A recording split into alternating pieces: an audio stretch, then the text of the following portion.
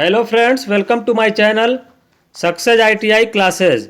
दोस्तों, आज की क्लास हम लोग शुरू करते हैं क्वेश्चन नंबर 1 से। क्वेश्चन नंबर 1 में पूछा गया, एक लैप बाउंड मशीन में कुल चालक की संख्या 1000 है और समांतर पथ की संख्या 10 है। औसत पिच का मान ज्ञात कीजिए। देखिए, हम लोग को क्या दिया गया है, कुल चालक की संख्या दिया 1000, कुल चालक की संख्या Z बराबर दे दिया है 1000, और क्या दिया हुआ है, समांतर पथ की संख्या दिया है, पैरेलल पाथ की संख्या 10, ए बराबर 10। हम लोग को बताना है कि औसत पिच का मान क्या होगा। देखिए, लैप बाउंड मशीन है। लैप बाउंड मशीन में क्या होता है, जितना समांतर पथ होता है उतना ही पोल की संख्या होती है। तो ए बराबर और पी बराबर कितना हो जाएगा, 10। अब हम लोग को क्या बताना है, औसत पिच। औसत पिच को हम लोग लिख सकते हैं एवरेज पिच इंग्लिश में। तो यहाँ से क्या हो जाएगा, एवरेज पिच या औसत पिच का मान होता है कुल चालक की संख्या Z बटे में पोल की संख्या P। तो यहाँ से आप लोग निकाल लीजिए, Z का मान क्या है, 1000 दिया गया है, और क्या दिया गया है, पोल की संख्या दे दिया है 10। तो यहाँ से आप लोग निकालिएगा तो कितना मिल जाएगा, एवरेज पिच का मान या औसत पिच का मान कितना मिल जाएगा, 100 मिल जाएगा। तो यहाँ पे ऑप्शन नंबर डी सही हो जाएगा। अगला क्वेश्चन देखिए, क्वेश्चन नंबर 2 पूछा गया कि यदि किसी मशीन में पोल की संख्या 12 है और स्लॉट की संख्या दिया हुआ 144, तो पोल पिच का मान ज्ञात कीजिए।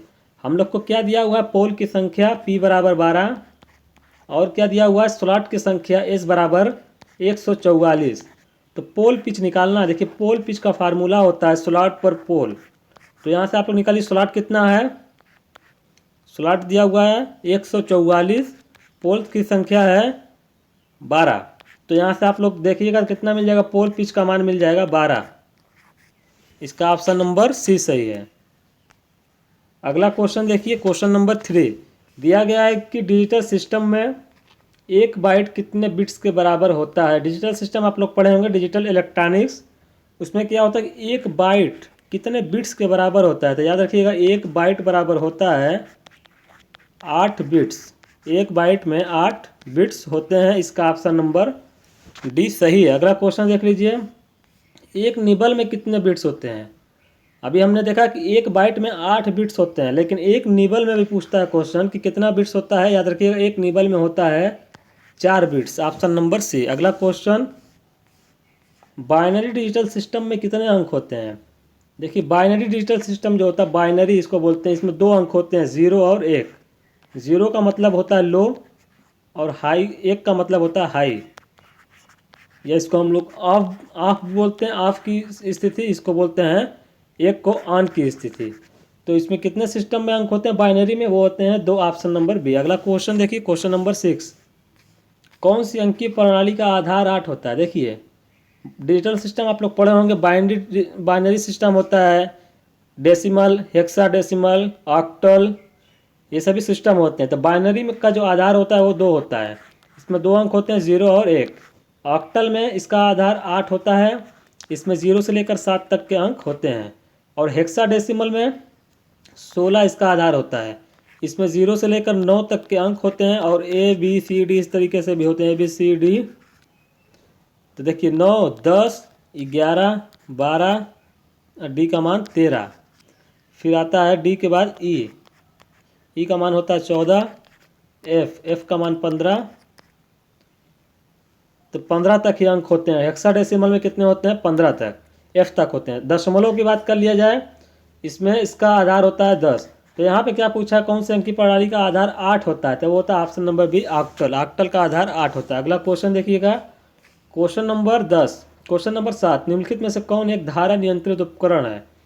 देखिए, बीजेटी जिसको बोला जाता है बाइपोलर जंक्शन ट्रांजिस्टर, एफईटी जिसको बोला जाता है फील्ड इफेक्ट ट्रांजिस्टर, मॉसफेट जिसको बोला जाता है metal oxide semiconductor field effect transistor, IGBT जिसको बोला जाता है इंसुलेटेड गेट बाइपोलर ट्रांजिस्टर। ये सभी फुल फॉर्म भी आप लोग से क्वेश्चन में पूछा जाता है। अब बात करेंगे कौन धारा नियंत्रित है, करंट से कंट्रोल कौन हो रहा है, तो वो होता है बीजेटी। ऑप्शन नंबर ए सही है।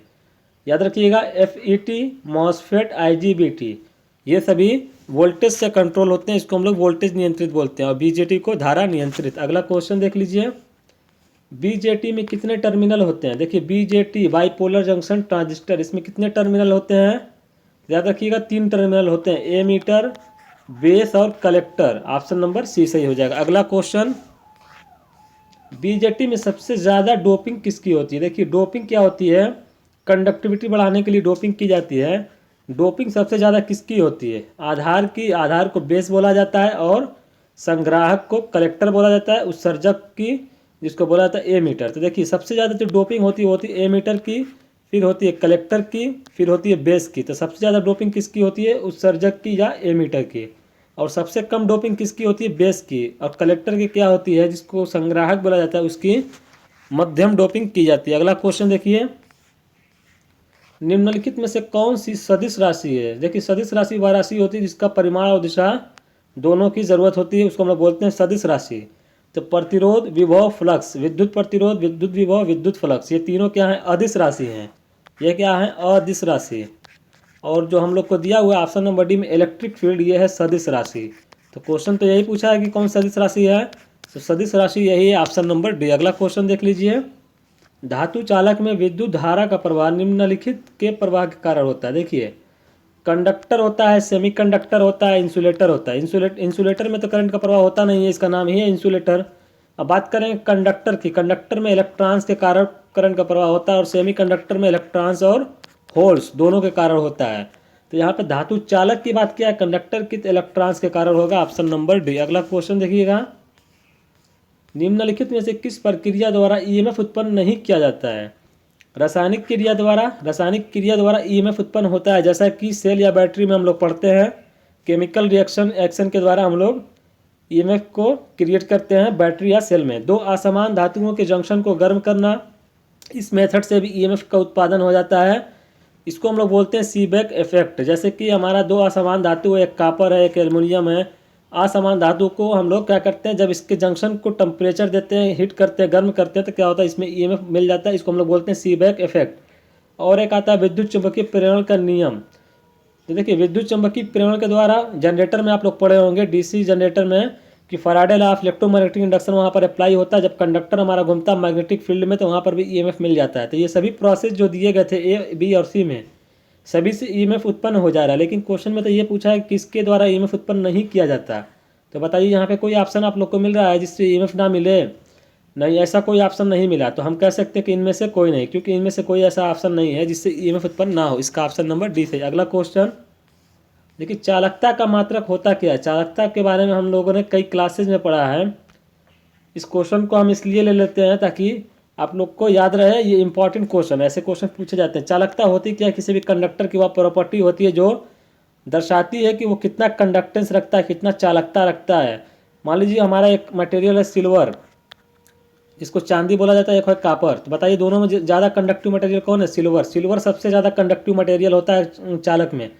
तो देखिए इसकी चालकता ज़्यादा है, इसका मतलब इसमें बहुत इजीली करंट का प्रवाह हो जाएगा। तो चालकता का मात्रक होता क्या है, अब इसकी बात करेंगे। ओम तो प्रतिरोध का मात्रक है, धारा एम्पियर, धारा का मात्रक होता है एम्पियर, कूलाम किसका मात्रक? आवेश का या चार्ज का। तो ऑप्शन नंबर डी जो दिया हुआ मो या साइमेन, दो मात्रक होते हैं इसके। दोनों मात्रक किसके हैं? चालकता के। ऑप्शन नंबर डी सही। अगला क्वेश्चन देखिए, चालकता किसका उल्टा होता है? प्रतिरोध का। प्रतिरोधकता का मात्रक क्या होता है, इसको बताना। क्वेश्चन नंबर 14 में देखिए प्रतिरोधकता क्या होता है। जैसे हम लोग का एक फार्मूला होता है आर बराबर रो एल बटा ए। तो ये जो रो दिया हुआ है यही हमारा प्रतिरोधकता है, इसी का मात्रक पूछा है। तो देखिए रो का मात्रक क्या होगा, यहाँ से निकालिए, रो बराबर हो जाएगा आर इंटू ए बटा एल हो जाएगा। देखिए तो आर क्या है? प्रतिरोध है, प्रतिरोध का मात्रक ओम। ए क्या है? एरिया, एरिया का मात्रक होता है मीटर स्क्वायर, क्योंकि एरिया बराबर लंबाई गुणित चौड़ाई होता है, तो दोनों मीटर में होगा। एल है लंबाई, इसका मात्रक होता है मीटर। मीटर से मीटर कैंसिल, कितना बच गया? ओम मीटर। तो इसका ऑप्शन नंबर डी सही हो जाएगा, ओम मीटर। अगला क्वेश्चन, क्वेश्चन नंबर 15, यदि किसी चालक तार की लंबाई को 6 गुना कर दिया जाए तब चालक तार की प्रतिरोधकता पर क्या प्रभाव होगा? देखिए एक होता प्रतिरोध आर, एक होता प्रतिरोधकता रो। आर बराबर होता है रो एल बटा ए। यहाँ पे देखिए याद रखिएगा, रो होता प्रतिरोधकता, आर होता प्रतिरोध। तो आर जो होता है वो लंबाई, एरिया, ये सभी को चेंज करने पर चेंज हो जाता है। लेकिन ये जो प्रतिरोधकता दी हुई है ये कभी भी लंबाई, एरिया से प्रभावित नहीं होती है। लंबाई, एरिया, मोटाई, इन सभी चीज़ों से प्रतिरोधकता प्रभावित नहीं होगी, लेकिन प्रतिरोध प्रभावित होता है। तो इसमें किसके बारे में पूछा? प्रतिरोधकता पर प्रभाव क्या होगा यदि तार की लंबाई को 6 गुना कर दिया जाए। तो हमने क्या होता है, प्रतिरोधकता पर कोई प्रभाव नहीं होगा। तार की लंबाई को कुछ भी करिए, एरिया को कुछ भी करिए, चेंज करिए, नहीं प्रभाव होगा। तो इसका ऑप्शन नंबर डी सही हो जाएगा, अपरिवर्तित रहेगी। अगला क्वेश्चन, नाइक्रोम किसका मिश्रण होता है? नाइक्रोम एक हमारा हीटिंग एलिमेंट्स होता है। तो जैसे कि हीटर का तार होता है नाइक्रोम का, आप लोग को मालूम होगा।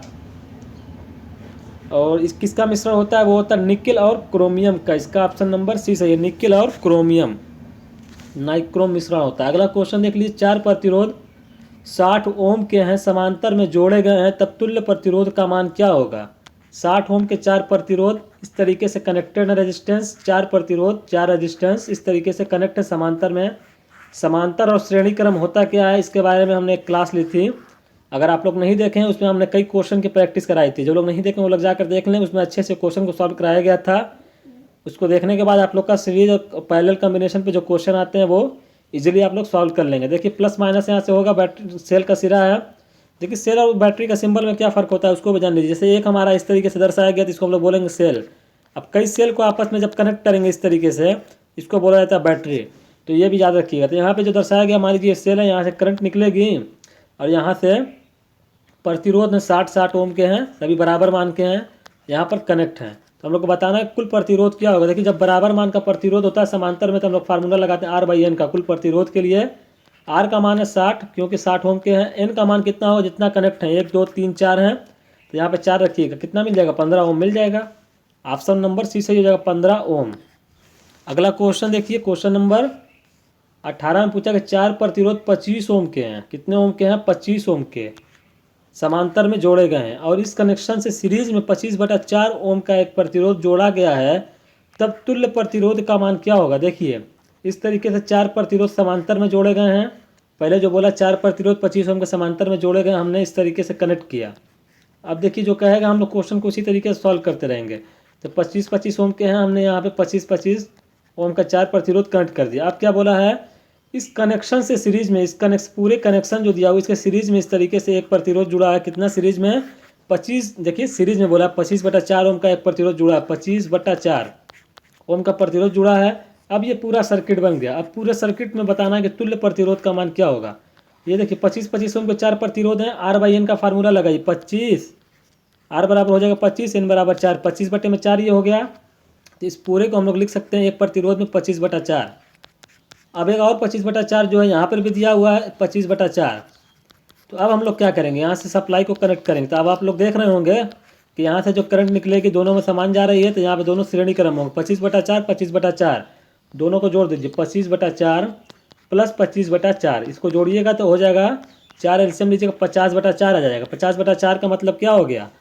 12.5। 4 से डिवाइड करिएगा आप लोग को मिलेगा 12.5 ओम। ऑप्शन नंबर ए सही है। अगला क्वेश्चन देख लीजिए, ताप का मात्रक क्या होता है? आप लोग को मालूम है, ताप का मात्रक होता है kelvin. Option number D. Joule किसका मात्रक है? कार्य या ऊर्जा का। एम्पियर धारा का। वाट सेकंड किसका मात्रक? ये भी W बराबर होता है P/T। ये भी हमारा कार का मात्रक होता है वाट सेकंड। अगला क्वेश्चन देख लीजिएगा, एक 10 ओम के प्रतिरोध पर 100 वोल्ट की सप्लाई कनेक्ट की गई है। चलिए हम लोग कनेक्ट करके देखेंगे। 10 ओम का जो प्रतिरोध है, रेजिस्टेंस हम लोग यहाँ बनाया और 100 वोल्ट की सप्लाई कनेक्ट कर दिया। चलिए हम लोग भी कनेक्ट कर देंगे 100 वोल्ट की सप्लाई। प्लस माइनस 10 ओम है, ये 100 वोल्ट है। अब क्या कह रहा है कि पावर की खपत क्या होगी? अब देखिए क्योंकि रेजिस्टेंस है तो ये पावर को खपत करेगा, P बराबर I² R के रूप में पावर की खपत करता है।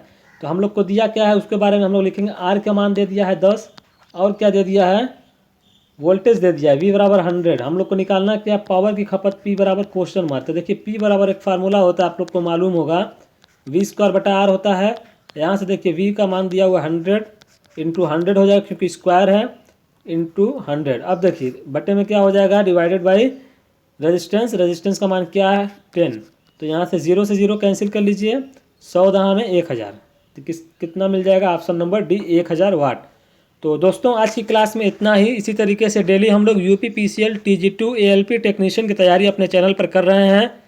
दोस्तों अगर आप लोग को क्लास पसंद आई हो तो हमारे चैनल को सब्सक्राइब ज़रूर कर लीजिएगा। फिर मिलेंगे दोस्तों इसी तरीके से अगली क्लास में। तब तक के लिए आप लोग का बहुत बहुत धन्यवाद।